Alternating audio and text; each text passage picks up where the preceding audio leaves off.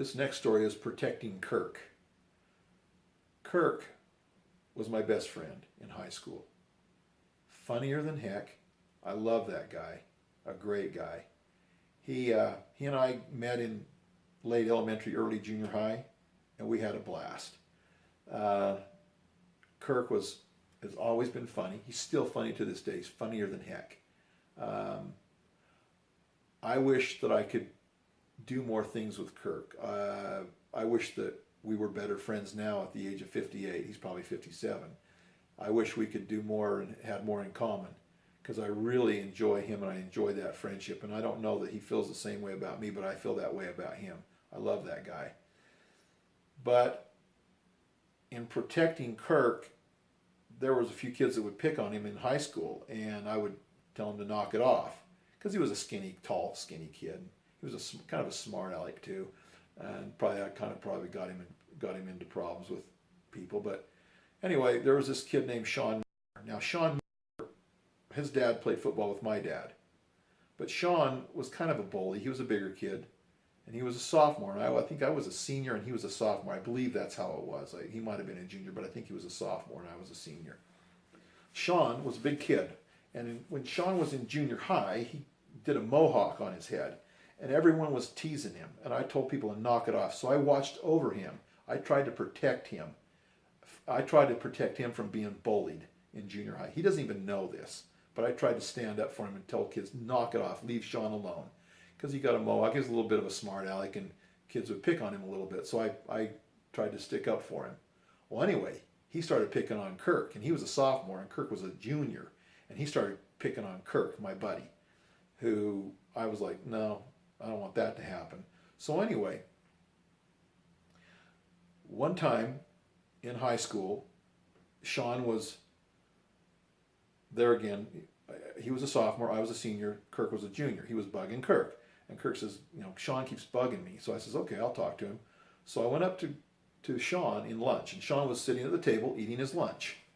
And once again, I quietly said to him, hey, Shawn, you've been bugging Kirk. I want you to stop bugging him and picking on him. And he got a little nervous with me, of course, and because I was a big senior and he was a bigger sophomore. But I was respected around the school as being tough and a good athlete, and a good person too.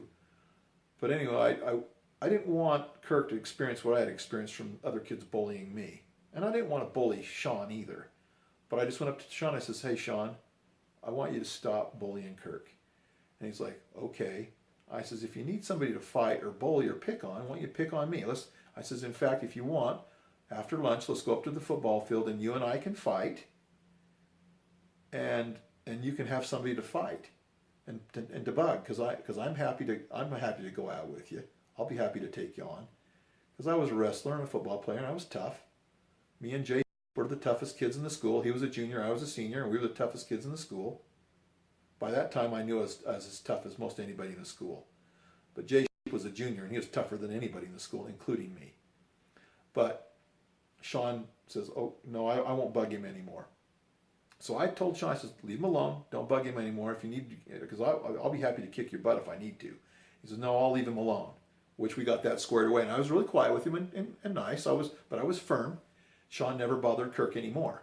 I think it became pretty good friends after that. But so I went on my mission, a Mormon mission. I served in California, and I taught the deaf people in California, and I taught the deaf people in Phoenix, Arizona. Came back after my mission, and Shawn by this time had gone through at Weber High. He'd played for Weber High football, and then he was up at Utah State, and he was a big, huge, tough defensive lineman, I think. But anyway, I went to a game at Weber State, and he was a big sucker by then. He was 6'5", 6'7", huge dude, 250, 260, I don't know, he's massive. Anyway, I'm like, well, he's a big dude now, and I saw him there. I watched him at college and play football a little bit, and then I lost track of him. I got married, started doing my roofing business and things like that. And then I found out that he had walked on at the Los Angeles Rams and was now playing with the Los Angeles Rams at 250, 260 pounds. He was a big kid. He was a defensive tackle. That's my understanding, what I recall. I'm like, wow, that's cool that he's being successful. He's being a professional athlete like that, you know. And I stuck up for him in junior high. I told him not to bug Kirk in high school. And he says, you know, he was nervous about me, you know, fighting him. And now he's a big football player for the Rams.